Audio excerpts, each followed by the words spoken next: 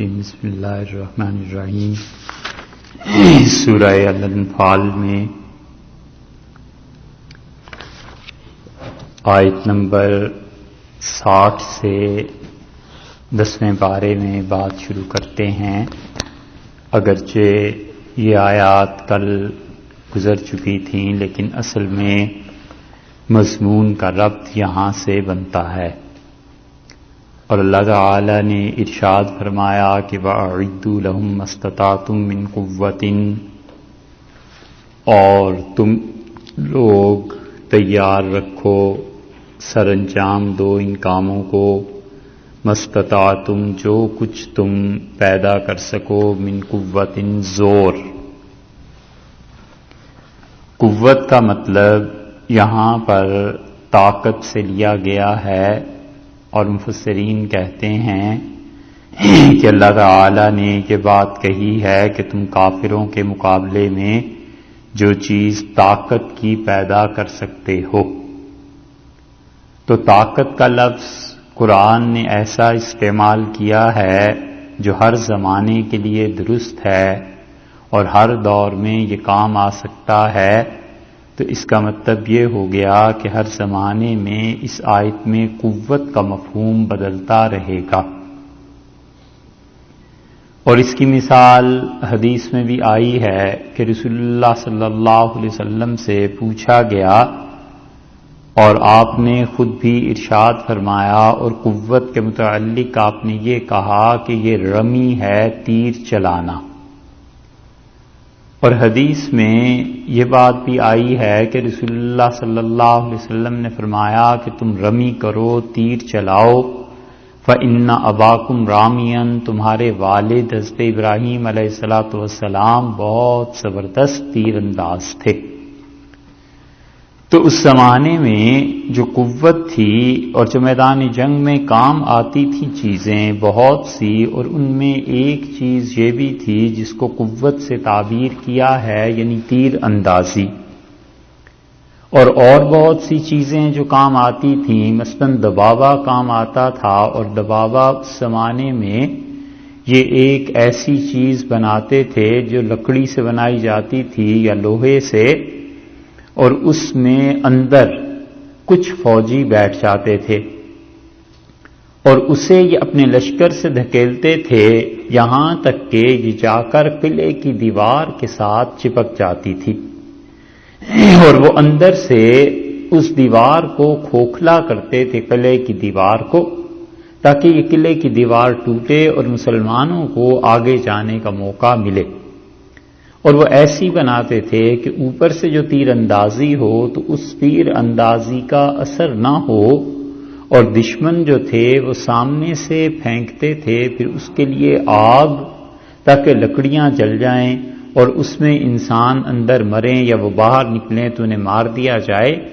یہ دباوا تھا، اور رسول اللہ صلی اللہ علیہ وسلم کے زمانے میں یہ استعمال ہوتا تھا. منجنیق بھی بنتی تھی.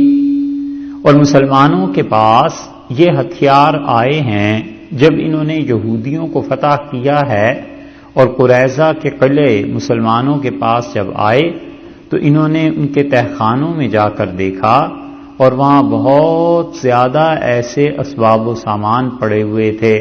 تو مسلمانوں نے ان پر قبضہ کر لیا اور انہیں پھر انہوں نے استعمال کیا ہے.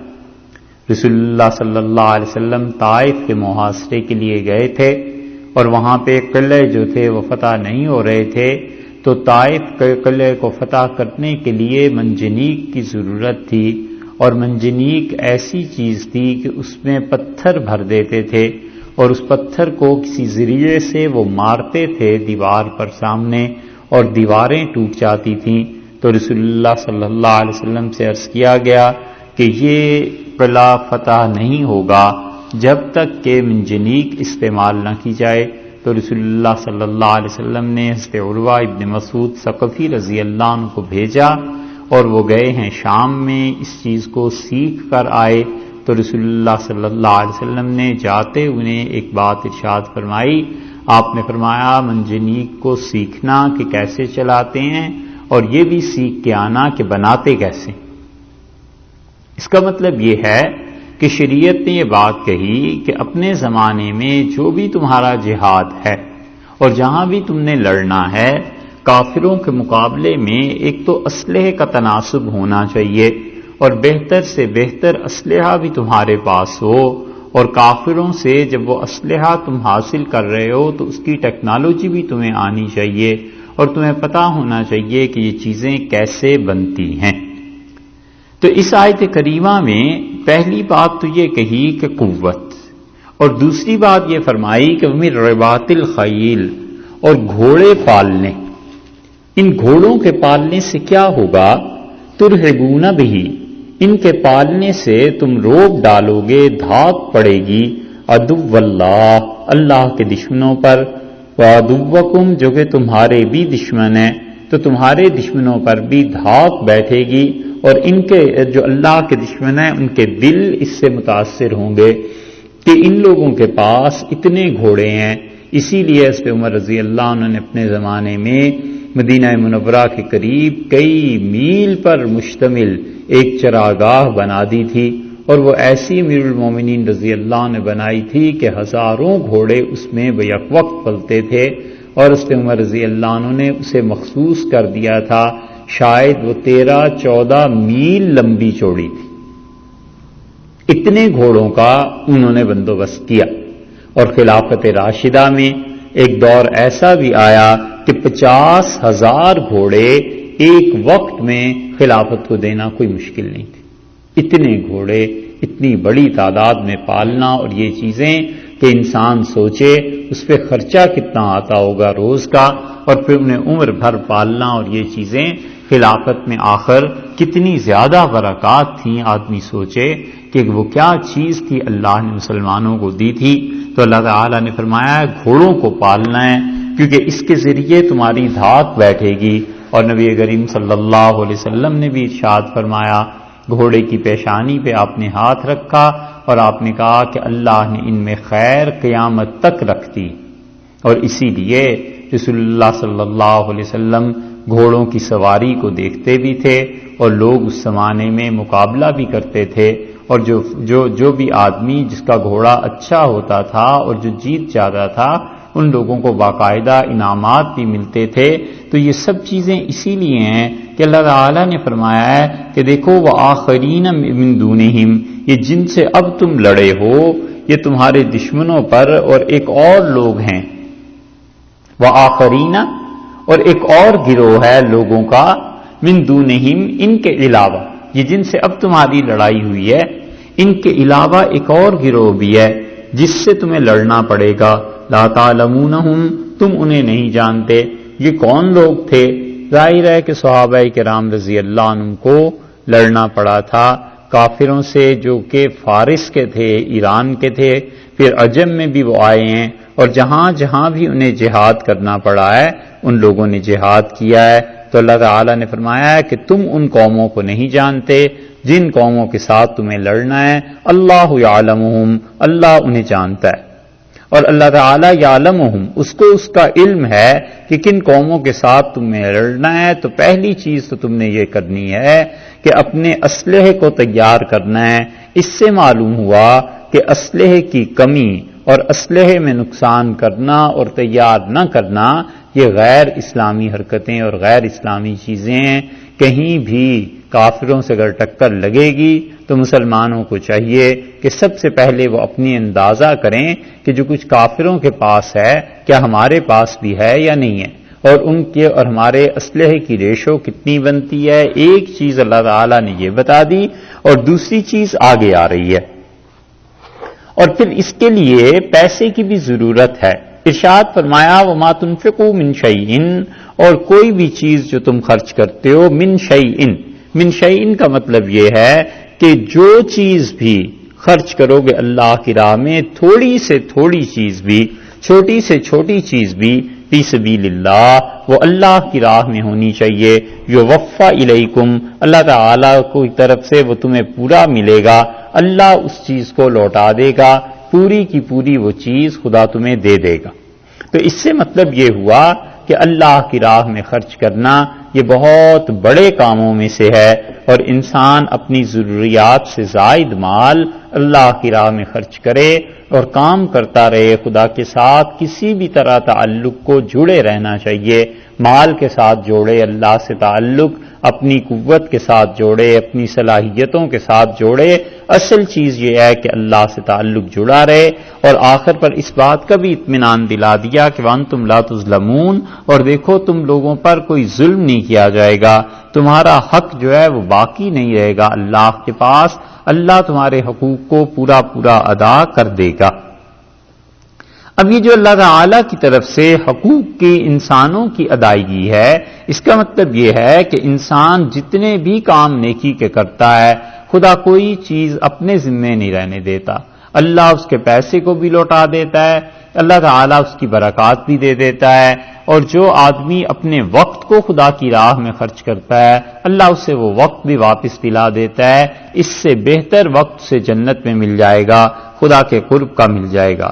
وَإِن جَنَحُوا لِلسَّلْمِ، اور اگر یہ لوگ جھکتے ہیں کافر للسلم صلح کے لیے، فَاجْنَحْ لَهَا، تو آپ بھی ان کی طرف جھک جائیے، یعنی مطلب یہ ہے کہ اس سے صلح کر لیجئے اگر آپ مناسب سمجھتے ہیں۔ یہاں جو حکم دیا جا رہا ہے کہ فَاجْنَحْ لَهَا، ایک بات، اور اس سے پہلے یہ جو کہا جا رہا ہے کہ ان جنحوا للسلم، تو اس سے یہ شبہ پیدا ہوتا ہے کہ اگر کافر جھکتے ہیں صلح کے لیے تو تم بھی جھک جاؤ، مطلب اس کا یہ نکلنا کہ کافر اگر صلح کے لیے نہیں جھکتے تو کیا مسلمان جھک سکتے ہیں یا نہیں؟ فقہا کہتے ہیں کہ مسلمان جھک سکتے ہیں، مفسرین کہتے ہیں کہ اگر کا مطلب ایسا نہیں ہے کہ وہ شرط کے معنی میں ہے، بلکہ عام بات چیت جیسے ہوتی ہے کہ اگر بھئی وہ فتح کرنا چاہتے ہیں، صلح کرنا چاہتے ہیں تو تم کر لو۔ اللہ تعالیٰ نے اجازت بھی دی ہے اور اختیار بھی دیا ہے نبی کریم صلی اللہ علیہ وسلم کو بھی، اور ان کی تبع میں امت میں جب تک جہاد کرنے والے جو لوگ کریں گے ان سب کو یہ اختیار حاصل ہے کہ وہ از خود پیش رفت رہ کے صلح کرنا چاہیں تو ان پہ کوئی پابندی نہیں ہے۔ محققین کا حنفیہ میں قول یہی ہے کہ وہ کہتے ہیں امام وقت کو اختیار ہے اور وہ چاہے تو خود بھی صلح کی پیشکش کر سکتا ہے۔ مثلا وہ یہ سمجھتا ہے کہ ابھی زیادہ ٹکر لڑائی ہوگی، چاہے ہم جیت بھی جائیں تو بھی کچھ فائدہ نہیں ہے، خام خواہ جانوں کا نقصان کرنا ہے، تو وہ کافروں کو خود بھی صلح کی پیشکش کر سکتا ہے، کہہ سکتا ہے کہ اگرچہ ہمارا ہاتھ بھاری ہے اور اگرچہ ہم جنگ میں غالب ہیں، اس کے باوجود ہم صلح کرنا چاہتے ہیں۔ یا اور بھی بہت سی چیزیں ہیں، سیاسی حالات ایسے پیش آ جاتے ہیں، یا کوئی آدمی ایسا بھی ہو سکتا ہے جو بنیادی طور پر سمجھتا ہے کہ اس وقت لڑائی کا ہونا، جنگ کا ہونا، یہ مسلمانوں کو، اسلام کو نقصان پہنچائے گا اور کافروں کے ساتھ ٹکر اس وقت مناسب نہیں ہے، تو یہ ان جنحوا للسلم وہ اس پہ عمل کر سکتا ہے کہ اگر کافر جھکتے ہیں صلح کی طرف فجنح لہا، تو آپ بھی ان کے لیے جھک جائیے، آپ بھی اسی طرف کو ہو جائیے، یہ اختیار ہے آپ کو۔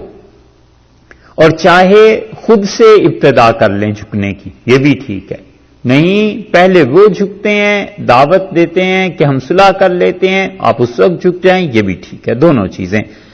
اور یہ رہ گیا ڈر، یہ سلم کا لفظ جو استعمال کیا، سلم اور سلم، سلم بھی اور سلم بھی، یہ دونوں چیزیں استعمال ہوتی ہیں صلح کے لیے، اور آگے فرمایا کہ یہ جو ڈر ہے کہ کہیں وہ صلح کا جھانسا دے کے مسلمانوں کو خراب نہ کریں یہ چیزیں، تو تم ظاہری طور پر اسباب کے درجے میں سوچ لو، اور باقی وتوکل علی اللہ، اللہ پر بھروسہ کرو، اور اللہ تعالیٰ ان کے مقابلے میں تمہیں رسوا نہیں ہونے دے گا۔ جب خدا کے حکم پر کرو گے اور خدا پر بھروسہ کرو گے تو اللہ تعالیٰ تمہاری مدد کرے گا۔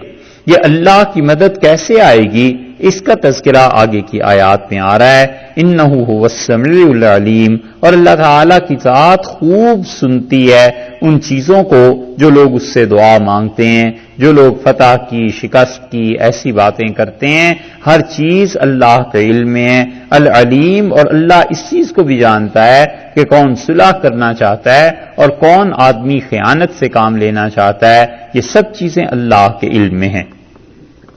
وَإِن يُرِيدُوا، اور اگر یہ چاہیں، یہ کافر جو ہیں اگر یہ چاہیں کہ ان يَخْدَعُوكَ، کہ آپ کو دھوکہ دیں، تو یہ دھوکہ دینا یہ ان کے قبضے میں ہے نہیں، کیونکہ اللہ آپ کا محافظ ہے، اللہ تعالیٰ آپ کو دھوکے سے بچائے گا۔ اسی لیے اس آیت کے اگلے الفاظ میں بھی یہی فرما دیا، اور ایک جگہ آگے چل کر بھی کہ یہ آپ کو دھوکہ دینا چاہتے تھے، اللہ نے ان کے ساتھ ایسے کر دیا ہے۔ یہاں پر فرمایا کہ وَإِن يُرِيدُوا أَن يَخْدَعُوكَ، اور اگر یہ چاہیں کہ آپ کو دھوکہ دیں، فَإِنَّ حَسْبَكَ اللَّهُ، تو اللہ آپ کے لیے بہت کافی ہے۔ اللہ کو تو علم میں ہے کہ کون کون سا حربہ استعمال کیا جا رہا ہے تاکہ آپ کو دھوکے میں ڈالیں۔ اللہ تعالیٰ ان چیزوں کو ختم کر دے گا اور اللہ آپ کی حفاظت کرے گا ان تمام دھوکوں سے جو یہ دینا چاہتے ہیں۔ هو الذی، وہ اللہ ہی کی ذات ہے، ایدک، جس نے آپ کی تائید کی ہے، جس نے آپ کو مدد دی ہے، بنصرہ، خاص طور پر غیب سے مدد دی ہے۔ یہ خاص غیبی مدد جو اللہ کی تھی فرشتوں کے ذریعے نبی کریم صلی اللہ علیہ وسلم کو دی گئی۔ یہ خاص غیبی مدد جو تھی وہ اللہ تعالی نے اور اسباب سے بھی نازل کی، مثلا بارش نازل کر دی تھی بدر کے دن میں، یہ اللہ کی مدد تھی۔ فرشتے بھیج دیے تھے، وہ بھی اللہ کی مدد تھی۔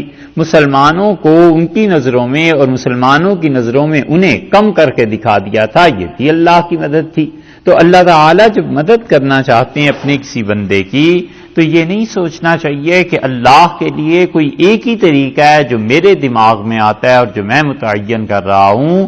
اللہ کے قبضے میں بہت سی چیزیں ایسی ہیں، جب وہ مدد کرنا چاہے تو وہ جس چیز کو چاہے اختیار کر لیتا ہے اور اپنی حکمت کاملہ کے تحت اس چیز کے ذریعے انسان کی مدد کر دیتا ہے۔ مثلا ایک آدمی پھنس جاتا ہے قرض کے بوجھ میں، فرض کر لیجئے، اب وہ یہ سوچتا ہے کہ میری مدد اب اسی صورت میں ہو سکتی ہے جبکہ مجھے پیسے خدا تعالیٰ دے دے اور میں اپنے قرضے کو ادا کر دوں۔ حالانکہ اللہ کے قبضے میں یہ چیز بھی ہے کہ جس کا قرضہ دینا ہے اس کو اللہ تعالیٰ اتنی دولت، اتنا مال دے دے کہ اس کا دھیان اس مال کی طرف کم جائے اور وہ آ کے کہہ دے کہ جب بھی ہو تم دے دینا، کوئی عرض نہیں ہے، تم استعمال کرو اپنے پیسے کو، اب یہ بھی اب میرے پیسے کو۔ تو یہ بھی اللہ ہی کی مدد ہے جو اس انسان کو مہلت مل گئی اور اس انسان کا بوجھ کم ہو گیا۔ اور بہت سی چیزیں ایسی پیش آ جاتی ہیں کہ اللہ تعالیٰ ایسے مدد انسانوں کی کرتے رہتے ہیں۔ ہم لوگ چونکہ اپنے ذریعے کو سوچتے ہیں نا کہ اللہ اس ذریعے سے میری مدد کر دے، تو یہ ضروری نہیں ہے کہ اللہ تعالیٰ انسان کی مدد اسی ذریعے سے کرے جس ذریعے سے انسان سوچتا ہے، کیونکہ حدیث میں آیا ہے، نبی کریم صلی اللہ علیہ وسلم نے بھی یہ بات بتائی ہے، بلکہ قرآن نے کہا ہے، قرآن نے بھی یہ کہا ہے نا کہ اللہ تعالیٰ نے فرمایا وَمَا يَعْلَمُ جُنُودَ رَبِّكَ إِلَّا هُوَ، اور تیرے پروردگار کے اتنے لشکر ہیں کہ ان لشکروں کو کوئی نہیں جانتا، یعنی وہ اپنے کسی بھی لشکر کے ذریعے، اپنی کسی فوج کے ذریعے کوئی بھی کام کراتا ہے۔ یہ پانی بھی اللہ کا لشکر ہے، فرعون کو اس سے فرعون کو اللہ تعالی نے لڑائی کرا دی، فرعون کیا کر سکا اور اس کی ساری فوج ڈوب گئے، مر گئے۔ ہوا بھی اللہ کی فوج ہے، اللہ کا ایک لشکر ہے، اللہ تعالیٰ جب چلاتا ہے تو ہوا کے ذریعے بھی قوموں کی مدد ہو جاتی ہے۔ بارش بھی اللہ کا ایک لشکر ہے، اسی طرح اولاد، انسان بھی خدا کا ایک لشکر ہے، جس چیز کو وہ چاہے استعمال کر لیتا ہے۔ اس لیے فرمایا ہے کہ ایدک بنصرہ، اللہ نے آپ کی مدد کی ہے خاص طور پر، اللہ تعالیٰ کی خاص مدد نازل ہوئی تھی، وبالمؤمنین، اور اسی طرح اللہ تعالیٰ نے ان کی بھی مدد کی جو ایمان والے تھے، صحابہ کرام رضی اللہ عنہ کی مدد بھی اللہ نے کی ہے۔ تو سوچنے کی بات یہ ہے کہ حضور اقدس صلی اللہ علیہ وسلم اور صحابہ رضی اللہ عنہم جو اپنی مدد میں بھی اللہ کے محتاج ہیں، اب کوئی آدمی انہیں پکارے کہ یہ اس کی مدد کر دیں تو اس وہ آدمی کیسی گمراہی کی بات کرتا۔ اس کی بڑی اچھی مثال شیخ عبد القادر جیلانی رحمۃ اللہ علیہ نے فتوح الغیب میں دی ہے۔ شیخ عبد القادر جیلانی رحمۃ اللہ علیہ کی یہ کتاب ہے فتوح الغیب، اور اللہ کی توحید کو بڑی وضاحت کے ساتھ انہوں نے بیان کیا ہے۔ عجیب بات یہ ہے کہ شیخ عبد القادر جیلانی رحمۃ اللہ علیہ کی جو کتاب ہے وہ اتنی خدا کی توحید پر، ان چیزوں پر مشتمل ہے، اور انہی کے نام کے ساتھ مسلمانوں نے زیادہ تر چیزیں منسوب کی، جن میں سے بعض بدعات ہیں اور بعض کا تعلق شرک تک جا پہنچتا ہے۔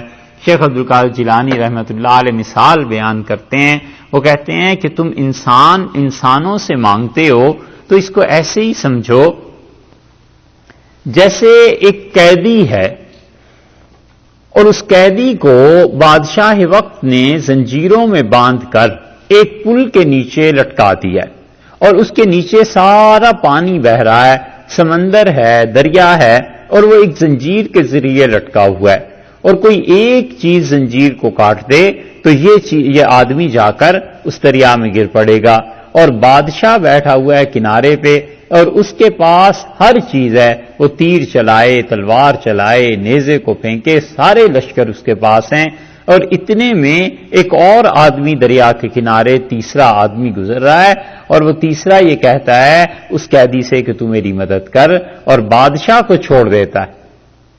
تو فرماتے ہیں کہ تم اس کے بارے میں کہو، وہ جو مسافر وہاں سے گزر رہا ہے، اگر وہ اس قیدی سے مانگے اور بادشاہ کو چھوڑ دے تو تمہارا کیا خیال ہے کہ وہ کوئی عقل کی بات تھوڑے ہی کر رہا ہے؟ وہ اسی طرح کہتے ہیں کہ اللہ کی تمام مخلوق، شیخ عبدالقادر جیلانی رحمۃ اللہ علیہ فرماتے ہیں، اللہ کی ساری مخلوق اللہ کی تقدیر کے فیصلوں میں بالکل اسی طرح جکڑی ہوئی لٹک رہی ہے، اور اللہ کے پاس سارے اختیارات ہیں، وہ ایک اپنے اختیار کو استعمال کرے اور یہ انسان کٹ جائے اس کی زنجیر اور وہ گر جائے، اور اس بے بس سے وہ مانگتا ہے جو کہ ساحل سے گزر رہا ہے، اور وہ اس بادشاہ کو چھوڑ دیتا ہے۔ شیخ عبدالقادر جیلانی رحمۃ اللہ علیہ نے ان چیزوں کو بہت زیادہ سمجھایا ہے، اسی لیے جب ان کا انتقال ہو رہا تھا تو ان کے بیٹے عبدالوہاب کہتے ہیں کہ میں نے والد سے پوچھا آپ کس چیز کی نصیحت ہمیں کرتے ہیں؟ انہوں نے کہا اللہ کی توحید کی، اور پھر میں نے پوچھا تو انہوں نے کہا بس اللہ کی توحید کی، اور اللہ کی توحید پر مضبوطی سے قائم رہنا۔ فتوح الغیب حضرت کی کتاب اب بھی ہے جس میں حضرت کے مواعظ ہیں رحمہ اللہ، اور وہ پڑھنے کے قابل چیز ہے۔ اندازہ ہوتا ہے کہ جو لوگ براہ راست حضرت کو سنتے ہوں گے یہ باتیں کتنی مؤثر ان کے لیے ہوتی ہوں گی۔ 400 قلم اٹھائے جاتے تھے، دواتیں اٹھائی جاتی تھیں ان کی ایک مجلس میں، یعنی لوگ لکھنے کے لیے قلم دواتی لے کے آتے تھے نا، تو اتنے بڑے مجمع ہوتے تھے کہ کوئی نہ کوئی آدمی اپنی دوات جیسے چھوڑ جاتا ہے تو 400 دواتیں اٹھائی جاتی تھیں۔ اور شیخ عبدالقادر جیلانی رحمۃ اللہ علیہ اس پائے کے آدمی ہیں کہ ابن تیمیہ رحمۃ اللہ علیہ جیسا ناقد انسان جو بہت کڑی تنقید کرتے ہیں لوگوں پہ، وہ بھی کہتے ہیں کہ شیخ کی کرامات تواتر کی حد تک پہنچ گئی ہیں۔ اتنی کرامتیں ہر دور میں حضرت کی ظاہر ہوتی رہی ہیں کہ اتنی کرامتیں یعنی اس کا انکار ہی ممکن نہیں۔ اللہ کی توحید سب کچھ وہی چیز ہے۔ یہاں پر ارشاد فرمایا اللہ تعالیٰ نے کہ اس نے ایمان والوں کی مدد کی، اس نے آپ کی مدد کی ہے، اس اللہ سے تعلق رکھنا چاہیے۔ وَأَلَّفَ بَيْنَ قُلُوبِهِمْ، اور اللہ تعالیٰ نے کیا کیا ہے؟ اب ان مومنین کا ذکر آیا تھا نا 62 نمبر آیت کے آخر پہ کہ اللہ نے مدد کی خاص طور پہ آپ کی، اور اللہ ہی نے ایمان والوں کی مدد کی۔ یہ ایمان والے صحابہ کرام رضی اللہ عنہ وَأَلَّفَ بَيْنَ قُلُوبِهِمْ، اللہ نے ان کے دلوں میں الفت کو پیدا کر دیا، اللہ تعالی نے ان کے دلوں میں محبت ڈال دی کہ یہ لوگ آپس میں مل گئے، کوئی کہاں کا تھا، کوئی کہاں کا تھا، کوئی کسی وطن کا، کوئی کسی قبیلے کا، حتیٰ کہ آپس کی دشمنیاں تھیں اور قتل و غارت گری ہو سکتی تھی، سب کچھ ہو سکتا تھا، لیکن اللہ نے ان تمام چیزوں کو مٹا کر ان لوگوں کے دلوں میں الفت ڈال دی، ایک دوسرے کے ساتھ تعلق اور محبت کو اللہ نے ڈال دیا، اور اللہ تعالی نے ان پر یہ مہربانی کی۔ اس کا مطلب یہ ہے کہ جس انسان کو اللہ تعالیٰ اس کے دل میں محبت رکھ دے اور لوگ اس کی طرف رجوع کریں اور وہ اعتدال میں رہے، یہ خدا کا بہت بڑا انعام ہے۔ اسی لیے رسول اللہ صلی اللہ علیہ وسلم نے فرمایا مومن انسان وہ ہے کہ جس کے لیے لوگ اس کی طرف جھکیں، جس کی طرف لوگ رجوع کریں اور وہ لوگوں سے محبت سے پیش آئے۔ اور اسی لیے رسول اللہ صلی اللہ علیہ وسلم کا عمومی مزاج نرمی کا رہا، عمومی مزاج محبت کا رہا، تعلق کا رہا، لوگوں سے توڑنے کا نہیں رہا۔ حتیٰ کہ جو لوگ آئے ہیں اور جنہوں نے گستاخی بھی کی تھی اور جنہوں نے کیا کیا کچھ کیا ہوا تھا، رسول اللہ صلی اللہ علیہ وسلم نے جب قابو پایا ہے تو ان کو معاف کرتے گئے ہیں۔ اللہ تعالی نے فرمایا ہے کہ ایسی محبت ہے ان صحابہ رضی اللہ عنہ کی آپس میں، لو انفقت ما فی الارض جمیعا، اور اگر آپ سارے انفقت ما فی الارض جمیعا، خرچ کر دیتے جو کچھ کے ہے اس دنیا میں سارے کا سارا، ما الفتا آپ ہرگز نہ جوڑ سکتے تھے، بین قلوبہم ان کے دلوں کے درمیان، ان کے دلوں میں آپ محبت پیدا نہیں کر سکتے تھے، آپ انہیں الفت دے نہیں سکتے تھے اگرچہ آپ ساری دنیا کی دولت خرچ کر دیتے۔ محبت کی بنیاد ہوا کرتی ہے، اور محبت کی بنیاد طبیعت کا مل جانا بھی ہو جاتی ہے، کبھی کبھی احسان بھی ہو جاتا ہے، پیسے کی وجہ سے بھی محبت ہو جاتی ہے، اور سب سے اچھی محبت وہ کہ انسان کو محبت ہوتی ہے اللہ کی وجہ سے، اللہ کے ساتھ تعلق کی وجہ سے، اور یہ محبتیں بڑی پائیدار ہوتی ہیں کہ انسان زندگی بھر ایک دوسرے کے ساتھ چلتا رہتا ہے، کیونکہ اللہ کے ساتھ تعلق تو انسان کو ہمیشہ چاہیے ہوتا ہے، تو ایک دوسرے کی مدد ہوتی رہتی ہے کہ انسان ایک دوسرے کو دیکھ کے سہارا حاصل کر لیتا ہے۔ اس لیے فرمایا کہ ساری دنیا کی دولت بھی آپ خرچ کر دیتے، آپ ان لوگوں کے دلوں کو نہیں جوڑ سکتے تھے۔ اسی لیے حضرت ابوبکر رضی اللہ عنہ کے ساتھ لوگوں کا ایسا تعلق تھا، اور اسی طرح لوگوں کے ساتھ حضرت ابوبکر رضی اللہ عنہ کا ایسا تعلق تھا کہ گویا وہ لوگ سارے کے سارے ایک جسم تھے، اور محبتیں اتنی زیادہ تھیں کہ اب دیکھیے باوجود اس کے کہ لڑائی ہوئی، سب کچھ ہوا ہے، حضرت علی رضی اللہ عنہ پھر بھی حضرت طلحہ رضی اللہ عنہ کے بیٹوں کو انہوں نے بلایا، اور انہوں نے کہا کہ اس زمین پہ میں نے قبضہ کر لیا تھا، اور یہ بیٹو تمہاری زمین ہے، اور میں نے اس لیے قبضہ کر لیا تھا کہ کہیں جنگ کی وجہ سے یہ زمین کوئی لے نہ لے، اور یہ اصل میں تمہارے والد کی زمین تھی، تو میں نے اس کی حفاظت کے لیے اپنے پاس اسے رکھ لیا تھا، اپنے لوگوں کو بٹھا دیا تھا، اب یہ زمین تم لے لو۔ اور پھر فرمایا کہ تم میرے متعلق جب بھی کوئی کام پڑے بلا تکلف آ جایا کرو، اور اپنے والد کی بات کو نہ سوچنا کہ میرا ان کا اختلاف ہو گیا تھا، میں تمہارے والد زبیر اور عائشہ رضی اللہ عنہ یہ سب ایسے ہیں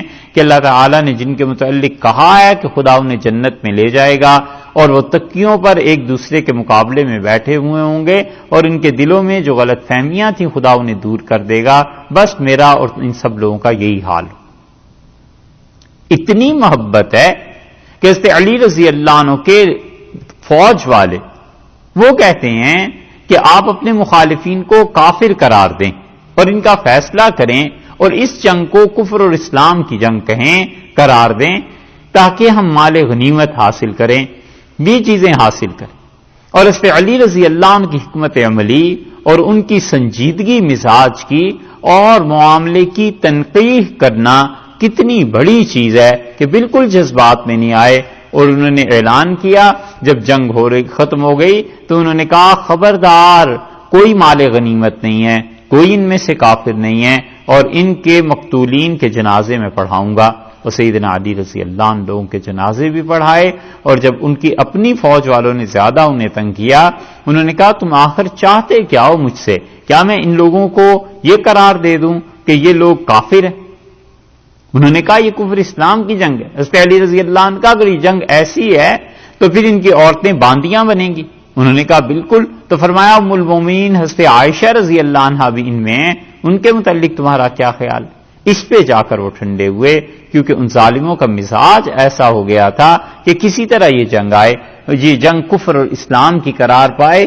اس لیے اس سے پتہ چلتا ہے کہ انسان کو ہمیشہ مسئلہ شریعت کی روشنی میں دیکھنا چاہیے کہ شرعاً یہ مسئلہ کیسے پیش آ گیا ہے، اس کی تنقیح کر لی جائے، اس کو حل کر لیا جائے کہ شریعت اس معاملے میں کیا حکم دیتی ہے۔ کتنی اچھی بات حضرت علی رضی اللہ عنہ ان لوگوں کو اپنے لوگوں کو سمجھائی۔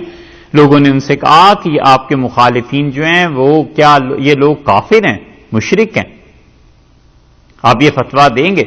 حضرت علی رضی اللہ عنہ فرمایا شرک سے بھاگ کر ہی تو آئے تھے، یعنی رسول اللہ صلی اللہ علیہ وسلم کے دست مبارک پہ اسلام جو قبول کیا ہے تو شرک سے بھاگ کے ہی تو آئے تھے۔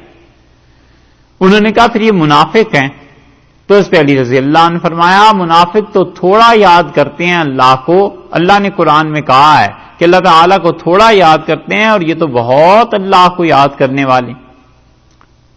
انہوں نے کہا پھر حضرت ان کے بارے میں آپ کیا کہتے ہیں؟ انہوں نے کہا اخواننا بغوا علینا، میرے بھائی ہیں، غلط فہمی ہوئی، بغاوت کی ہے میرے خلاف، اور وہ سمجھتے ہیں کہ حضرت عثمان رضی اللہ عنہ کے خون کا بدلہ لینے میں نرمی کا مظاہرہ کر رہا ہوں، بات ایسی نہیں ہے، بلکہ عثمان رضی اللہ عنہ کا خون نحن برا منہ، میں اس سے بیزار ہوں، میرا کوئی حصہ نہیں ہے، میرا کوئی ہاتھ اس میں نہیں ہے، اور میں اس خون کے متعلق اس وقت فیصلہ کروں گا جب یہ لوگ آ کر خلافت کو مضبوط کریں، میری خلافت کو، پھر میں اس کے بعد اس کا فیصلہ کروں کہ جو جن لوگوں نے اگر کوئی شرعی شہادت ہے قتل کی تو وہ بتائیں اس عثمان رضی اللہ عنہ کو کس نے شہید کیا ہے، تاکہ ان کے خلاف ایکشن لیا جا سکے، کام کیا جا سکے۔ ایسی محبت ہے کہ باوجود اس جنگ، لڑائی، سب چیزوں کے ایک دوسرے کی عزت، احترام، یہ سب چیزیں باقی ہیں۔ حضرت حسن رضی اللہ عنہ کو بھیجا، حضرت حسین رضی اللہ عنہ کو بھیجا، حضرت علی رضی اللہ عنہ نے، اور کہا کہ ام المومنین کو مدینہ منورہ چھوڑ کے آؤ، حضرت عائشہ رضی اللہ عنہا کو۔ ایسے ہی متعدد مثالیں۔ حضرت عمر رضی اللہ عنہ کو دیکھیے، حضرت علی رضی اللہ عنہ کو ہر مشکل موقع پر بلاتے تھے، کہتے تھے کہ اس سے فتویٰ لو کہ کیا ہے۔ کل وہ جو بات ہو رہی تھی کہ غنیمت کی تقسیم میں ایک تو کیش ہے جسے بانٹا جائے گا، ایک زمینیں ہیں جس کو بانٹی جائیں گی، تو حضرت عمر رضی اللہ عنہ نے اپنی خلافت میں جو فیصلہ فرمایا، جس کے متعلق کل آیات بھی گزری 28ویں پارے کی، اس میں 2 آدمیوں کا فتویٰ تھا۔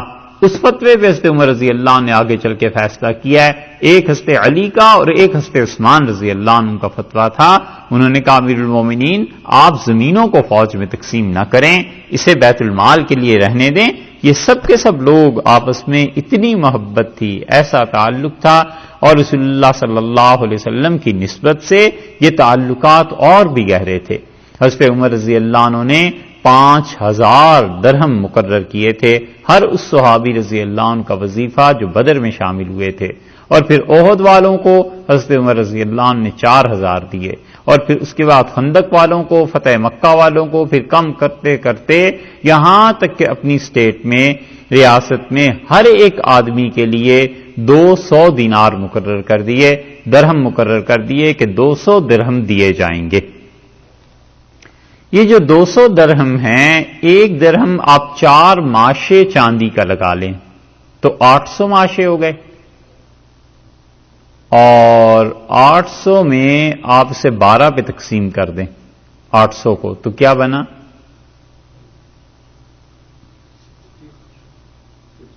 67۔ یہ تولے ہو گئے، تولے نکل آئے نا 67، اور اس کو 5 پہ تقسیم کر دیں 12.5 ہیں جی،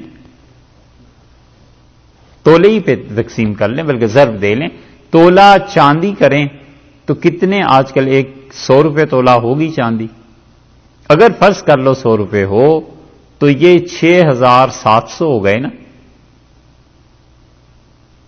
کم ہو گئے تو 5000 ہو جائیں گے۔ ان کی ریاست میں ہر آدمی کو اتنا ملتا تھا، جو نہیں کام کر سکتا تھا اسے بھی، اور جس کو امیر المومنین رضی اللہ عنہ وظیفہ دیتے تھے، یہ اس وقت تنخواہ کا معیار انہوں نے رکھا تھا۔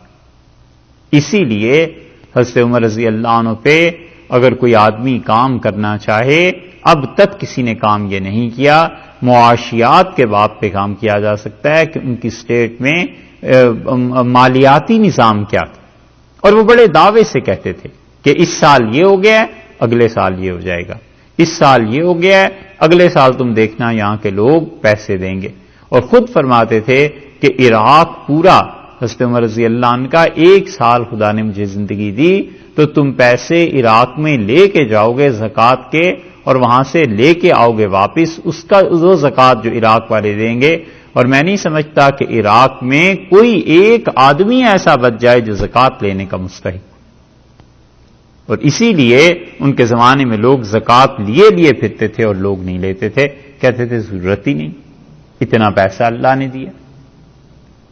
یہ سب محبتیں تھیں ان کی، تعلقات ایسے تھے۔ تو حضرت عمر رضی اللہ عنہ نے اپنے زمانے میں ان لوگوں کو جو وظیفے مقرر کیے تھے وہ 5000 سے شروع کر کے 200 درہم تک حضرت عمر رضی اللہ عنہ لے آئے، اور 5000 سے جو شروع کیا ہے تو آپ ذرا دیکھیے بدری صحابہ رضی اللہ عنہ کو، احد والوں کو 4000، پھر خندق اور اس کے بعد جو آئے ہیں انہیں 3000 دیے، اپنے بیٹے عبداللہ ابن عمر رضی اللہ عنہ کے بھی 3000 مقرر کی۔ اور انہوں نے والد سے عرض کیا کہ آپ نے حضرت حسن کا اور حضرت حسین کا اور اسامہ رضی اللہ عنہ کا وظیفہ زیادہ مقرر کیا ہے.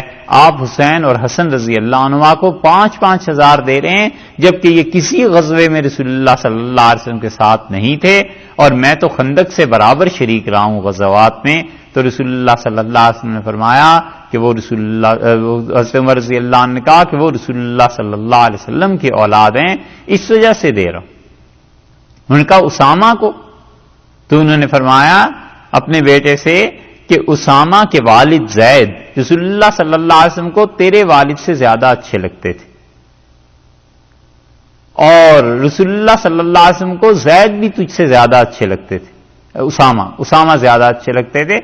تو فرمایا میں اس لیے اسامہ کو زیادہ دے رہا ہوں.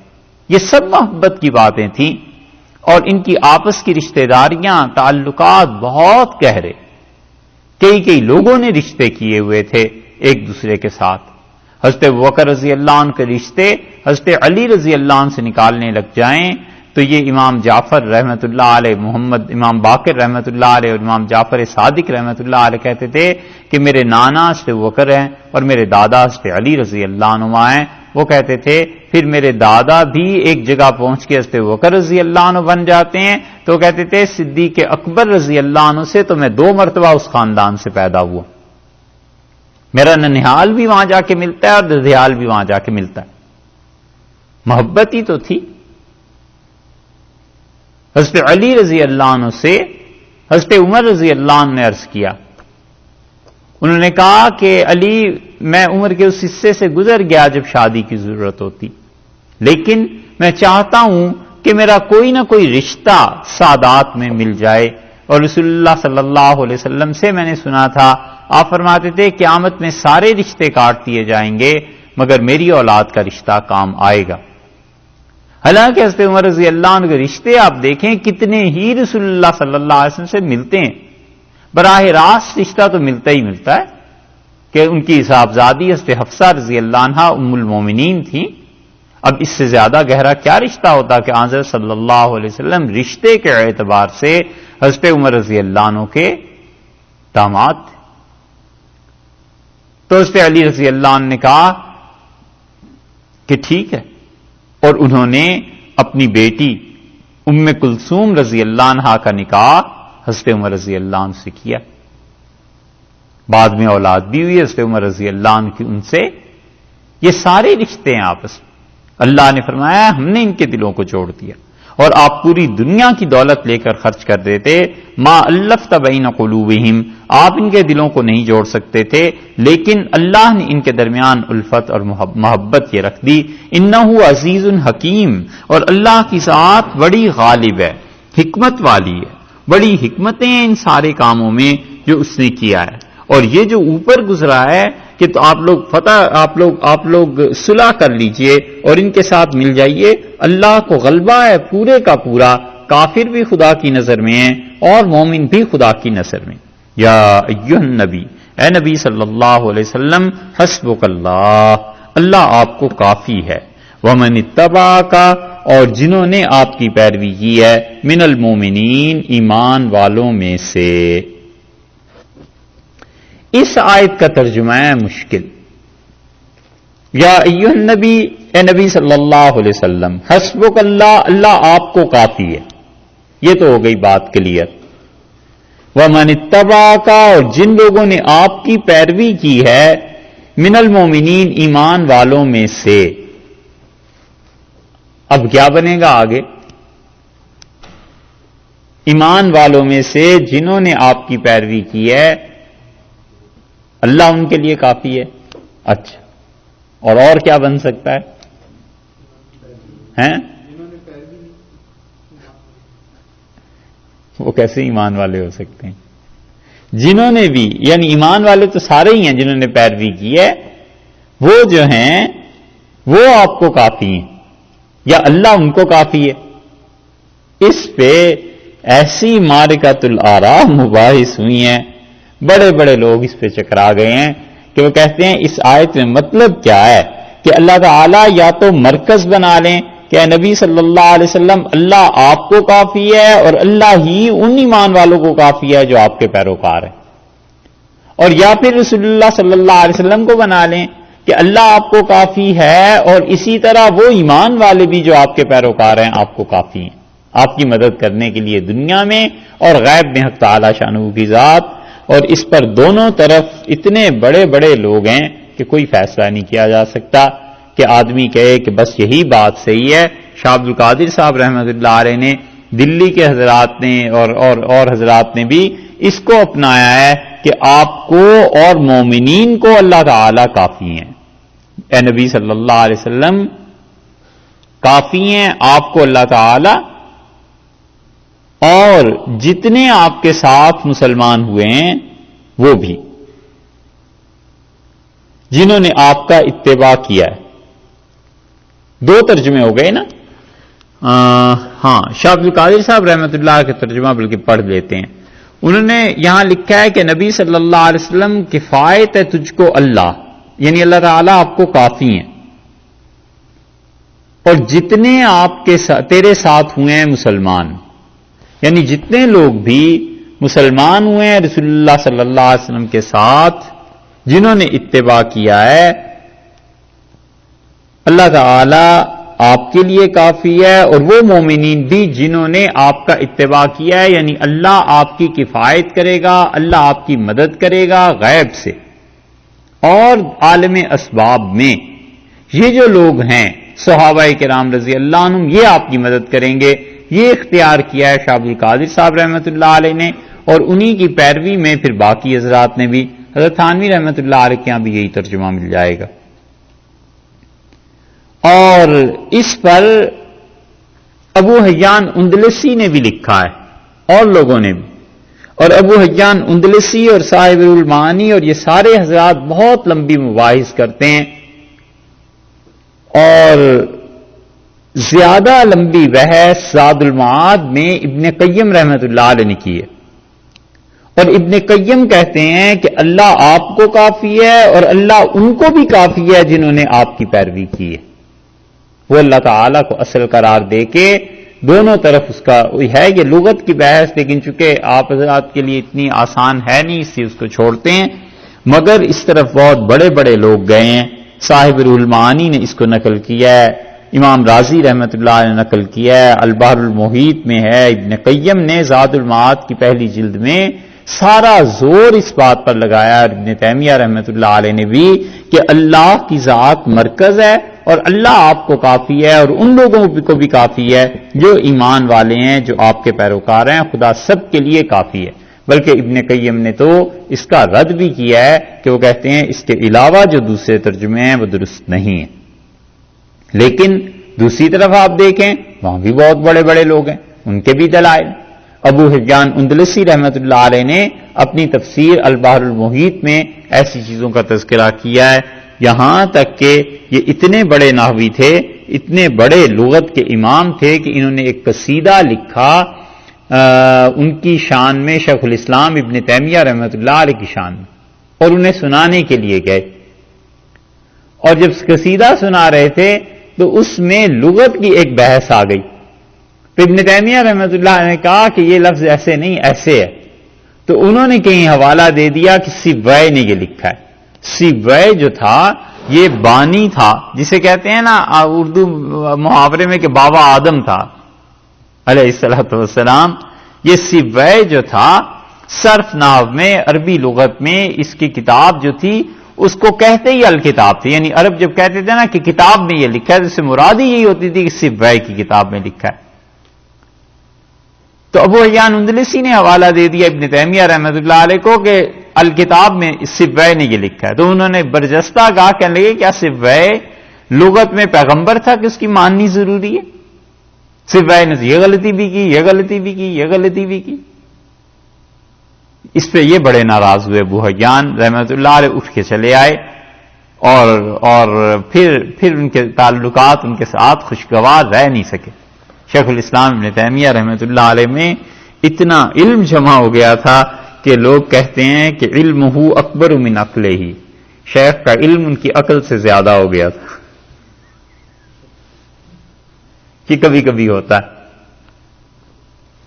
بعض لوگوں کا علم ان کی عقل سے بڑھ جاتا ہے تو نتیجہ یہ کہ وہ اپنے علم کا استعمال کبھی ایسا کر دیتے ہیں کہ وہ تو اپنے طور پہ سمجھتے ہیں یہ ٹھیک ہے، لیکن وہ بات اس مقام اور مرتبے کی نہیں ہوا کرتی، اور بڑے بڑے لوگوں کے ساتھ ہو جاتا ہے. کوئی اس میں یہ نہیں ہے کہ ان کی کوئی شان میں کمی آ جاتی ہے یا ان پر کوئی تنقید ہے، بلکہ ہوتا ہے ایسے. ابن تیمیہ رحمۃ اللہ علیہ جب لکھتے ہیں نا اپنی کتابوں میں، یہ لکھتے لکھتے لکھتے لکھتے ایسی جگہ پر پہنچ جائیں گے، کوئی بات اور لکھ رہے ہیں، پھر انہیں ایک بات یاد آ جاتی ہے تاریخ کی، پھر اسے لکھنا شروع کر دیتے ہیں، کرتے کرتے کئی صفحوں کے بعد پھر اصل بات کی طرف لوٹ کے آتے ہیں کہ اچھا تو یہ بات ہو رہی تھی، یہ بحث ہو رہی. تو جو لوگ کسی بھی موضوع کو مستقل پڑھنے کے عادی ہوتے ہیں نا کہ اس میں ادھر ادھر کی باتیں مت ملاؤ، بس کلیئر ایک بات کرو، انہیں بڑی کوفت ہوتی ہے. وہ کہتے ہیں بھی پہلے ایک بات تو پوری کر لو، لیکن وہ علم ہے ایسا کہ وہ گویا سمندر کے کنارے جو ہیں وہ اسے سمیٹ نہیں سکتے، اتنا علم ہے.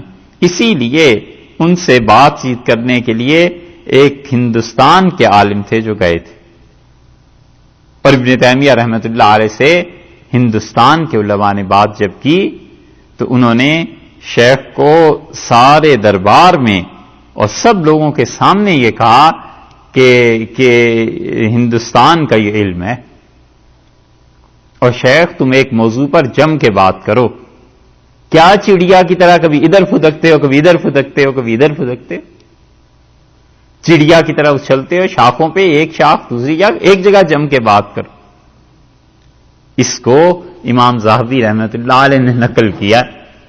بہرحال بڑے لوگ تھے سارے ہی رحمہم اللہ، سب دنیا سے چلے گئے اور اتنا کچھ چھوڑ گئے اسلام پہ، اتنا کچھ علم چھوڑ گئے کہ اب تک ان کے اصول، ضوابط، قواعد، اس پہ بڑی بڑی عمارتیں تعمیر ہوئیں علم کی، اور ان پہ بڑے بڑے لوگوں نے کام کیا. تو وہ لوگ اس طرف گئے ہیں دوسرا گروہ کہ اللہ تعالیٰ کافی ہیں آپ کو، اور جو بھی ایمان والے ہیں جنہوں نے آپ کی پیروی کی ہے ان کو بھی اللہ ہی کافی ہے. اس کی تفسیر تشریح اگر دیکھنی ہو تو زاد المعاد کی پہلی جلد میں اسے دیکھا جا سکتا ہے. ابن قیم رحمۃ اللہ علیہ نے اس تشریح کو لکھا ہے. پھر ارشاد فرمایا یا ایھا النبی، اے ہمارے نبی صلی اللہ علیہ وسلم، حرض المومنین، ایمان والوں کو شوق دلائیے، علی القتال، جہاد کا. اب مسلمانوں کو جہاد پر آمادہ کیجیے. 3 لفظ قرآن پاک میں بالعموم استعمال ہوئے ہیں. کوئی قاعدہ کلیہ تو ایسا نہیں ہے لگا بندہ، مگر عمومی طور پر 3 الفاظ کا استعمال اللہ تعالی نے کیا ہے. ایک تو کہا ہے جہاد، ایک کہا ہے قتال، اور ایک کہا ہے حرب، اور تینوں میں فرق ہے. جہاد تو دین کے تمام شعبے ہیں، اور جوہد کا مطلب ہے شدید محنت، کہ آدمی شدید محنت کرے دین کے کسی بھی شعبے میں، یہ جہاد ہے. وجاہدوا فی اللہ حق جہادہ، اور اللہ تعالی نے فرمایا ہے کہ اللہ میں محنت کرو، فی اللہ، اللہ میں محنت کرو ایسی شدید جیسا کہ محنت کرنے کا حق ہے. اسی لیے صوفیہ کہتے ہیں کہ اللہ پہ محنت کرنا کیا ہے اللہ کی ذات میں. وہ کہتے ہیں کہ یہ جو سالکین کے مراقبات ہوتے ہیں، مراقبہ ذات کے متعلق، وہ کہتے ہیں اس پہ زور دینا چاہیے کہ اللہ تعالیٰ کی ذات کے ساتھ ایسا تعلق پیدا ہو جائے کہ انسان اس کے اسم سے، ذکر سے گزر کر اس کی ذات تک پہنچے. وہ کہتے ہیں اللہ نے یہ نہیں کہا کسی بھی چیز کے بارے میں کہ اس پہ محنت کرو، اللہ نے کہا ہے میرے اوپر محنت کرو. تو اللہ پہ محنت تو پھر یہ بنتی. اس جہاد کو قرآن نے اسی معنی میں استعمال کیا ہے. اسی جہاد سے مراد شدید محنت میں علم بھی ہے. اللہ کے لیے علم حاصل کرو، شدید محنت کرو. جاہدوا فی اللہ حق جہاد، اللہ کے راہ میں شدید محنت کرو جیسے محنت کرنے کا حق ہے. تو ضروری نہیں ہے کہ کوئی آدمی کلشن کوف اور یہ چیزیں اٹھا لے.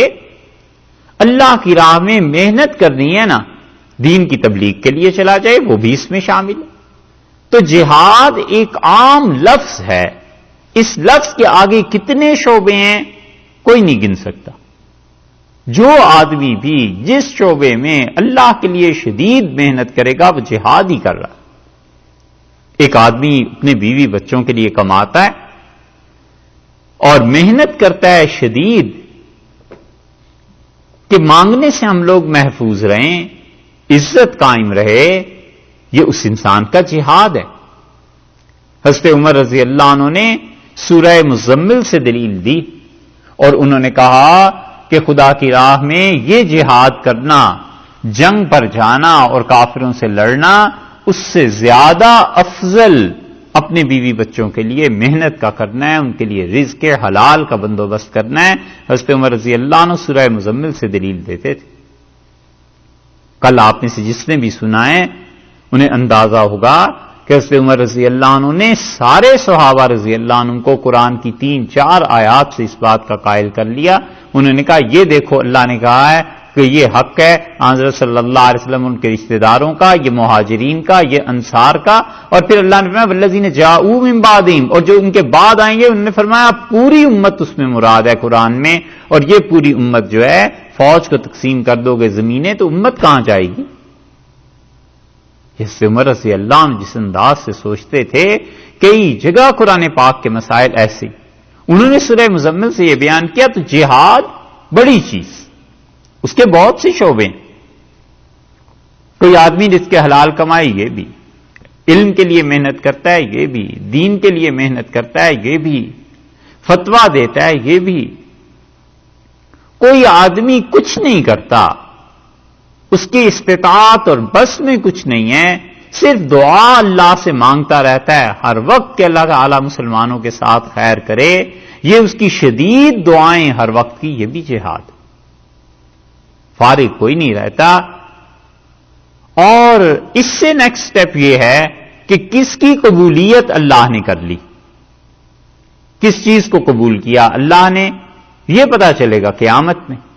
تو بس اس دن فخر کر لے کہ میں دوسروں سے اچھا ہوں، ضرور کرے فخر اگر وقت مل جائے اسے وہاں پر، اور اگر پتا نہ چلے اس دنیا میں، جیسے کہ پتا چل بھی نہیں سکتا، تو کیا آدمی کہے کہ میں دین کی زیادہ خدمت کر رہا ہوں یا فلاں آدمی زیادہ خدمت کر رہا ہے؟ بھئی یہ تو پسندیدگی پہ مبنی ہے کہ اللہ کس کی محنت کو زیادہ قبول کر لیتا ہے۔ ایسی بات عبداللہ ابن مبارک رحمت اللہ علیہ، ان کے گھر کے سامنے ایک آدمی رہتا تھا، لوہے کا کام کرتا تھا، اور انتقال کے بعد کسی نے خواب میں دیکھا تو معلوم ہوا کہ ابن مبارک رحمت اللہ علیہ کے ساتھ کا درجہ ملا۔ تو اس نے کہا عبداللہ ابن مبارک تو اتنے بڑے محدث تھے، تمہیں یہ درجہ کیسے مل گیا؟ اس نے کہا کچھ نہیں، میں تو سارا دن لوہا ہی کوپتا پیٹتا رہتا تھا اور چیزیں بناتا تھا، لیکن رات کو میں دیکھتا تھا اپنی چھت پہ جب سوتا تھا کہ عبداللہ ابن مبارک رحمت اللہ علیہ سارا دن حدیث پڑھاتے تھے، رات کو آ کے جب وہ کھڑے ہوتے تھے اللہ کے حضور میں نماز کے لیے، تو میں روز یہ کہتا تھا کہ خدایا کاش اتنی مجھ میں بھی ہمت ہوتی، فرصت ہوتی اوقات میں بھی اللہ اس بندے کی طرح تیرے حضور میں کھڑا رہتا اور نماز پڑھتا۔ تو جب میں مرا تو اللہ تعالیٰ نے فرمایا تو نے اس اچھی طرح اس اخلاص کے ساتھ یہ تمنا کی تھی کہ ہم نے قبول کر لی، اور تجھے وہی درجہ دیتے ہیں جو ابن مبارک کو دیا رحمہ اللہ۔ اللہ تعالیٰ کیا کوئی کمی تھوڑے ہی ہے؟ اللہ تعالیٰ نبوت کا مقام تو ختم ہو گیا نا، باقی پوری امت میں ہر گناہگار اور نیک اور جو بھی اللہ کے پاس پہنچ جائیں سب کو اگر حضرت بکر رضی اللہ عنہ جتنا ہی درجہ دے دے تو اس کی رحمت میں کیا کمی، اور حضرت بکر رضی اللہ عنہ کو کیوں ناراضگی ہوگی؟ خدا دے سکتا ہے، اللہ کے ہاں فضل ہے۔ تو اس لیے جہاد بہت بڑی چیز، ہر آدمی جس انداز سے بھی خدا کے دین کے لیے کام کرتا ہے وہ آ گیا اس میں۔ اس کے بعد اس کا ایک شعبہ آ گیا لڑنے کا، اسے بالعموم قرآن و حدیث میں قتال کہا جاتا ہے، اور لوگ چونکہ اس میں فرق نہیں کرتے نا، اس لیے وہ سمجھتے ہیں کہ ہر ایک جہاد قتال ہے، حالانکہ قتال جیسے کہ قرآن نے یہاں کہا ہے حرض المومنین علی القتال، اور آپ لوگوں کو لڑنے پہ مارنے اور مرنے پہ، کافروں کے مقابلے میں آ کے مارنے اور مرنے پہ آپ لوگوں کو شوق دلائیے. یہ بھی شریعت کا ایک شعبہ ہی ہے. یہ جتنے صوفیاء اور جتنے مشائخ اور جتنے علماء دنیا میں کام کرتے رہے ہیں اور اللہ تعالیٰ نے ان کی مسائی میں بڑی برکت دی، اس بات کو نہیں بھولنا چاہیے کہ ان کے پس پشت بڑی بڑی اسلامی حکومتیں اور مضبوط حکومتیں قائم تھیں. اگر وہ مضبوط حکومتیں نہ ہوتی تو بظاہر عالم اسباب میں کافر اپنے ملک میں چلنے نہ دیتے. حضرت معین الدین چشتی رحمت اللہ علیہ اور یہ سارا سلسلہ چشتیہ جو ہے، اس کے پیچھے التمش کی حکومت تھی. ان لوگوں کو پتا تھا کہ یہ دین کا کتنا کام کرتے ہیں، اس لیے ان لوگوں کو جاری رہنا چاہیے. صلاح الدین ایوبی اور ان کے جو ہیڈ تھے، امیر المومنین جو تھے اس وقت کے رحمہ اللہ، یہ سارے لوگ اس بات کو جانتے تھے کہ جتنی ہماری حکومت مضبوط رہے گی، مسلمانوں کو دین کے کاموں میں اتنا ہی فائدہ رہے گا. لوگ امن اطمینان سے کام کرتے تھے، کوئی چنتا نہیں. تو قتال اور لڑنا یہ خود دین کے اصول میں سے ایک اصل ہے، اسے کیسے چھوڑا جا سکتا ہے؟ لیکن قتال اور جہاد میں فرق ہے. اور تیسرا لفظ اللہ نے استعمال فرمایا حرب، اور یہ لفظ بالعموم کافروں کے لیے استعمال ہوتا ہے، جس میں وہ جنگ میں دھوکے کرتے ہیں، لوگوں کو نقصان پہنچانے کی کوشش کرتے ہیں، اور اللہ تعالی کے مقابلے میں کافر یا مسلمانوں کے مقابلے میں کافر یا رسول اللہ صلی اللہ علیہ وسلم کے مقابلے میں کافر یہ کوشش کرتا ہے کہ کسی طرح اپنے کفر کی بنا پر ان چیزوں سے اپنے مد مقابل سے غالب رہے.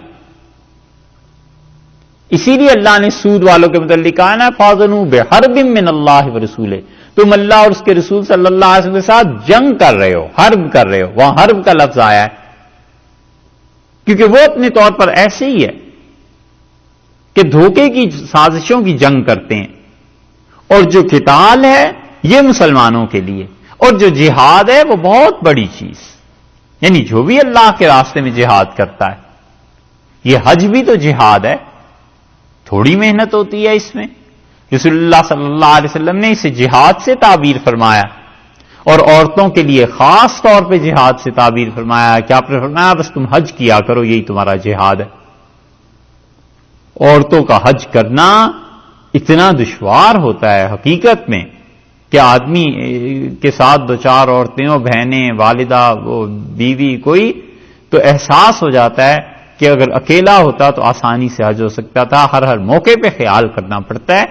تو یہ چیزیں، اور ان سب چیزوں کے بعد بھی پھر بات وہیں پہنچ جاتی ہے کہ اللہ نے کس چیز کو قبول کیا.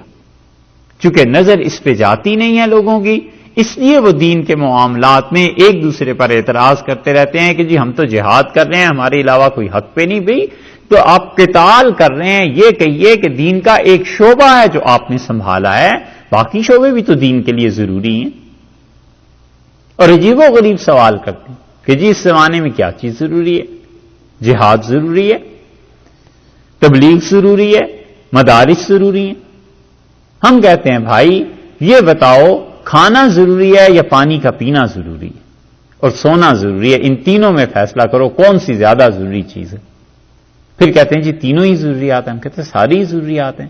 کیوں ان فضول مباحث میں پڑھتے ہو؟ دین کے سارے شعبے. اور اصل حقیقت ان ساری باتوں کی یہ کہ رسول اللہ صلی اللہ علیہ وسلم کے انتقال کے بعد امت میں مختلف شعبوں کی تقسیم ہوئی ہے جو سارے جمع تھے رسول اللہ صلی اللہ علیہ وسلم کی ذات میں. وہاں علم بھی تھا، تجارت بھی تھی، جہاد بھی تھا، قیادت بھی تھی، ساری کی ساری چیزیں وہاں جمع تھی. اور ان کی زندگی کے علم کے حصے کو عبداللہ ابن مسعود نے، ابن عباس نے، حضرت ابو ہریرہ نے رضی اللہ عنہ نے لے لیا، علم کا کام کیا. نہ کرتے تو یہ سارے فتوے اور امت کہاں جاتی. جہاد کا شعبہ تھا، خالد ابن ولید رضی اللہ عنہ لے لیا ان حضرات نے. خلافت تھی، یہ خلفائے راشدین نے لے لی. انہوں نے حکومت کا کام کیا. تو یہ عمارت اس طرح اسلام کی مکمل ہوئی ہے.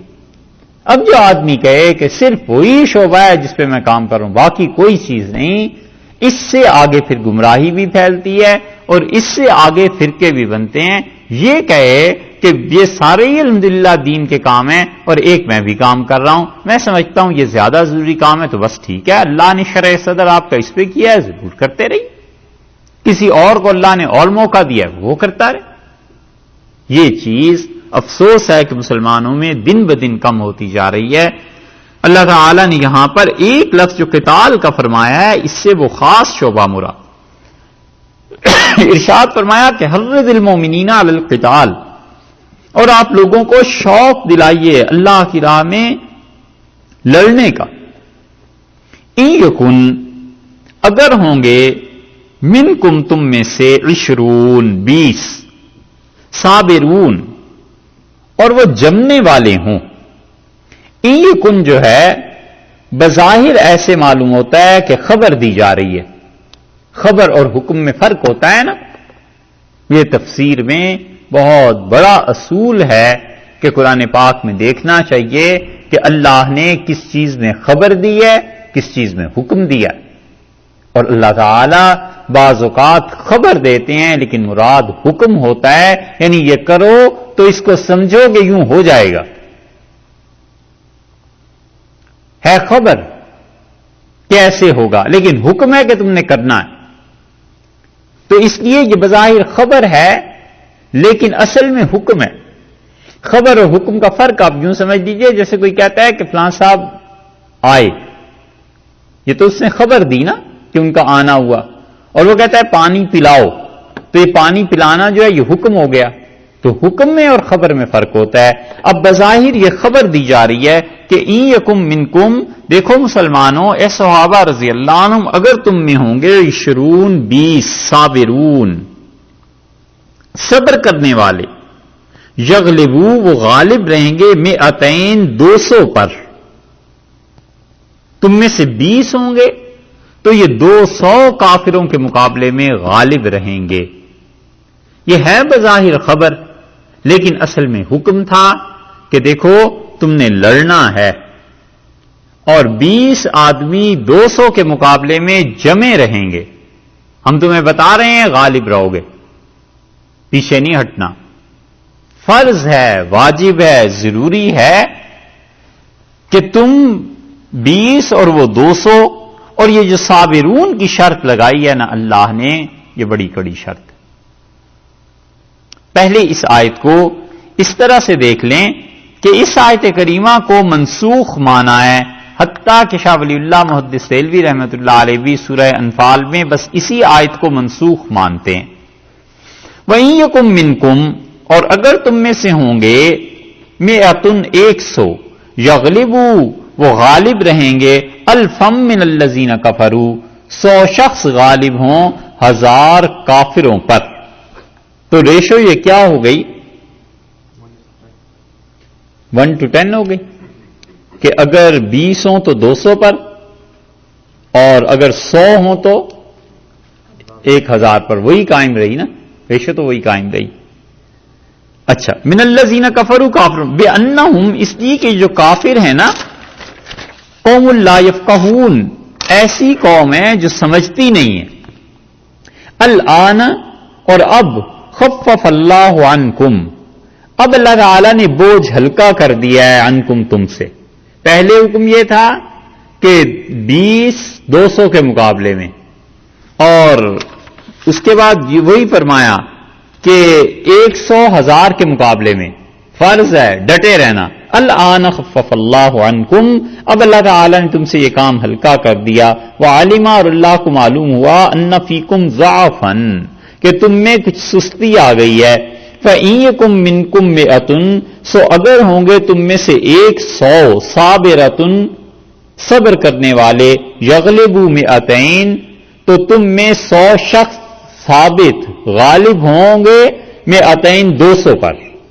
اب ریشو آ گئی 1:2 کی، یہی آ گئی نا.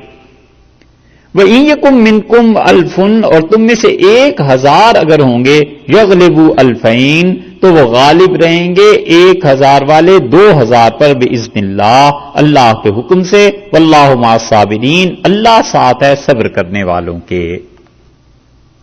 مفسرین کہتے ہیں کہ یہ جو بعد میں اللہ تعالی نے فرمایا ہے 1 سے 2 کی جو نسبت قائم کی ہے، اس نے پہلی نسبت کو منسوخ کر دیا، اور پہلی نسبت جو تھی وہ 1 اور 10 کی تھی، اور وہ کہتے ہیں کہ یہ دونوں بعد والی آیات اپنے سے پہلے والی آیات کو یہ جو بعد والی آیت ہے آیت نمبر 66 یہ منسوخ کرتی ہے آیت نمبر 65 کو، کیونکہ اس میں اللہ تعالی نے جو ریشو دی تھی زیادہ تھی۔ پھر اس 66 نمبر آیت کو شروع میں ارشاد فرما دیا تھا کہ الآن، اب ایسے ہو گیا ہے، خفف اللہ عنکم، اللہ تعالی نے تم سے یہ بات ہٹا لی ہے۔ پہلے حکم یہ تھا کہ تم اگر 10 ہو 100 کے مقابلے میں جمے رہنا، کھڑے رہنا، اور 100 تو 1000 کے مقابلے میں بھی فرض ہے، مت پیچھے ہٹو۔ اب یہ کہہ دیا گیا کہ اچھا ٹھیک ہے، اگر تم 100 ہو تو 200 کے مقابلے میں جمے رہنا، 300 اگر آ جائیں، 400 اگر آ جائیں تو تم پیچھے ہٹ سکتے ہو۔ یہ اللہ نے تخفیف کر دی تو وہ چیز منسوخ کر دی۔ یہ کئی لوگوں نے ان دونوں آیات کو ایک دوسرے کے لیے ناسخ اور منسوخ مانا ہے، جن میں شاہ ولی اللہ محدث دہلوی رحمۃ اللہ علیہ بھی ہیں۔ محققین کہتے ہیں، وہ بھی مفسرین کا ایک گروہ ہے، وہ کہتے ہیں کوئی اس میں ناسخ اور منسوخ کی بحث ہے ہی نہیں۔ کہتے ہیں محض مسلمانوں کے اپنے جوش، جذبے اور تعلق مع اللہ کی بات ہے، اور تاریخ بھی یہ ثابت کرتی ہے کہ جب ایمان مضبوط ہو اور صبر کرنے والے، ڈٹنے والے لوگوں، اور اس کے ساتھ ساتھ اسلحہ اور یہ چیزیں ہوں، تو کئی مرتبہ 1 اور 10 کیا 1 اور 20 کی بھی ریشو نکل آتی۔ ایسے بھی ہوا ہے تاریخ۔ تو وہ کہتے ہیں اس وقت کی بات ہے، جذبے کی، ایمان کی، اور اگر ایمان کمزور ہے تو پھر ایک کیا وہ 10 مسلمان ایک کافر کے مقابلے میں بھی نہیں ٹھہر سکتے۔ تو کہتے ہیں اس میں ناسخ اور منسوخ کی بحث نہیں ہے۔ اللہ تعالی نے یہ جو فرمایا ہے یہ حالات کے اور وقت کے اور ایمان کے تقاضوں کے بدلتے رہنے سے ہر زمانے میں ہو سکتا ہے۔ تو دونوں آیات اپنی اپنی جگہ پہ درست۔ اب اس کو دیکھ لیجئے پھر کہ اللہ تعالی نے فرمایا کہ ان یکم منکم 20 صابرون، اگر تم میں سے ہوں گے 20 آدمی اور وہ بھی صبر کرنے والے۔ یہ ہے کڑی شرط کہ 20 آدمی مستقل مزاج ہوں، مسلسل کام کرنے والے، مسلسل اللہ کی راہ میں محنت کرنے والے، اللہ کی راہ میں جمے ہوئے لوگ اگر 20 ہوں گے تو وہ غالب رہیں گے، 200 پر غالب رہیں گے۔ لیکن شرط یہ ہے کہ وہ لوگ ہوں صبر سے کام کرنے والے، لینے والے، اور جمے رہیں۔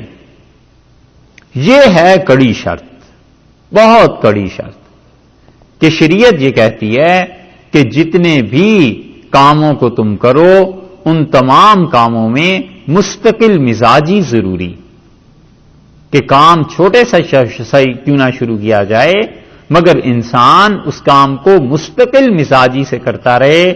رسول اللہ صلی اللہ علیہ وسلم کے اعمال کے متعلق حضرت عائشہ رضی اللہ عنہا نے ایک اصول کی بات بیان کی۔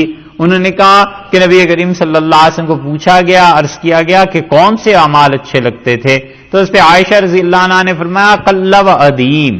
حضرت صلی اللہ علیہ وسلم فرماتے تھے تھوڑا کرو مگر ہمیشہ کرو، بس یہ اعمال انہیں اچھے لگتے تھے، تھوڑا کرے ہمیشہ کرے۔ ایصال ثواب کے لیے بیٹھے، والد، والدہ، مشائخ، اپنے بزرگ، کون کون، اور بیٹھ کے آدھا قرآن پڑھ لیا 2 دن میں، روز 5 پارے پڑھ لیے، ٹھیک ہے، اور اس کے بعد 10 سال بھول گئے، پتہ ہی نہیں کچھ کرنا بھی ہے یا نہیں کرنا۔ اس سے بہتر تھا کہ روز 5 مرتبہ سبحان اللہ پڑھ لیتا، بس مسلسل کام ہوتا نا، اللہ کو بھی پسند ہوتا اور اس کا اثر بھی زیادہ ہوتا۔ تو آدمی تھوڑے اعمال اپنے ذمے لے لے، ہمیشہ کرتا رہے۔ موقع آ گیا، اس موقع پہ ایمرجنسی آ گئی، وہ ایک الگ چیز ہے، لیکن عمومی رجحان ایسا نہیں ہونا چاہیے کہ ایک دن تو 100 نفل پڑھ لیے اور پھر دوسرے دنوں میں فرض نماز بھی غائب ہو گئی. نہ کرے ایسے، تھوڑا کرے، مسلسل کرتا رہے.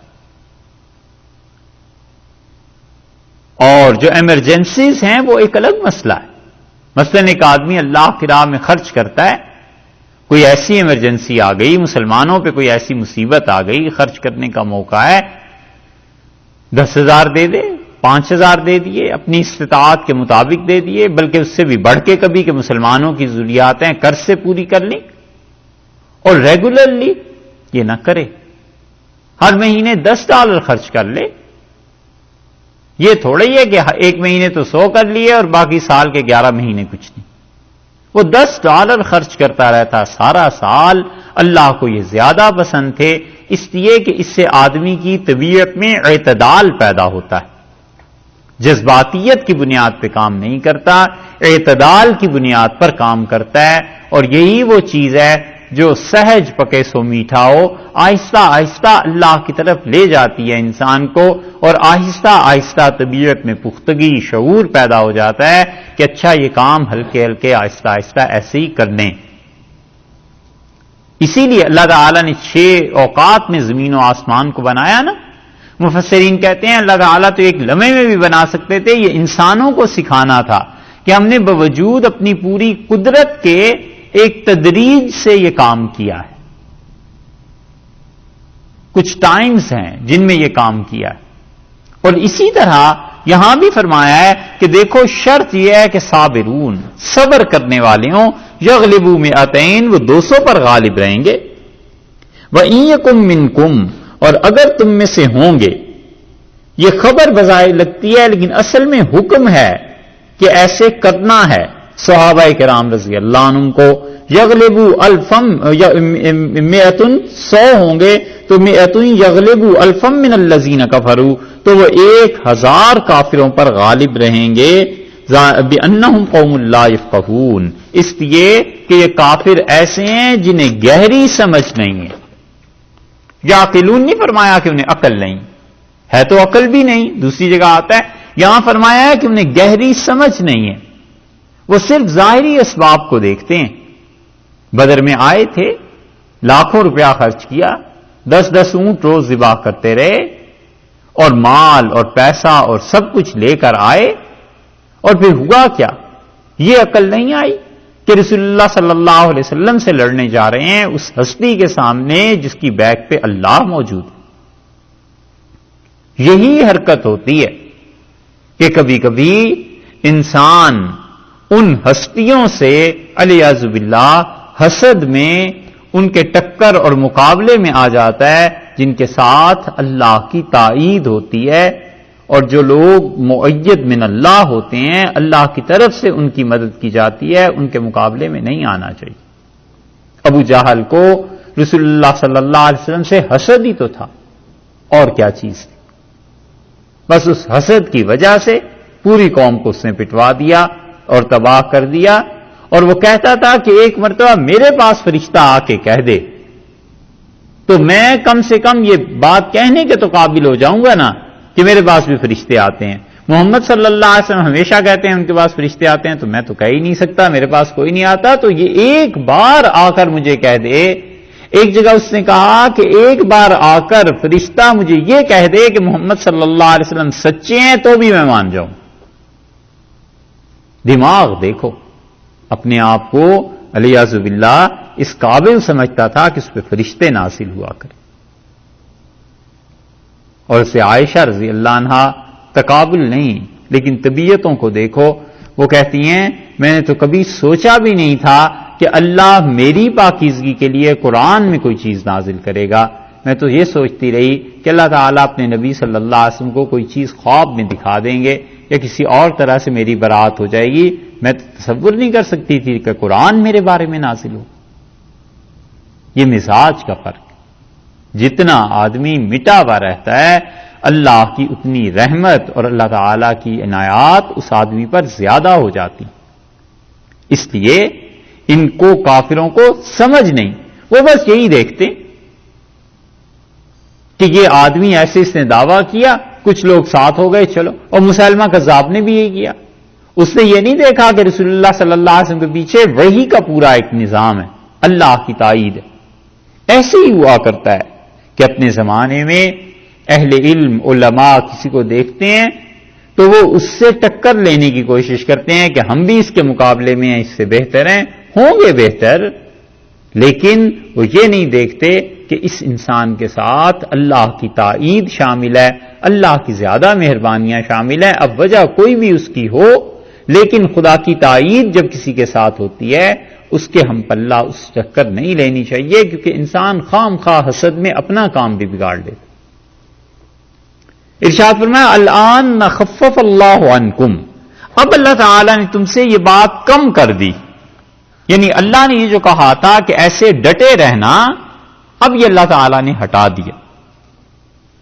وَعَلِمَ أَنَّ فِيكُمْ ضَعْفًا، اور اللہ تعالی کو معلوم ہوا ہے، اس نے جانا ہے، یعنی جانتا تو وہ پہلے بھی تھا، اس بات کا اظہار ہو گیا، ظاہر ہو گیا کہ تم میں سستی آ گئی۔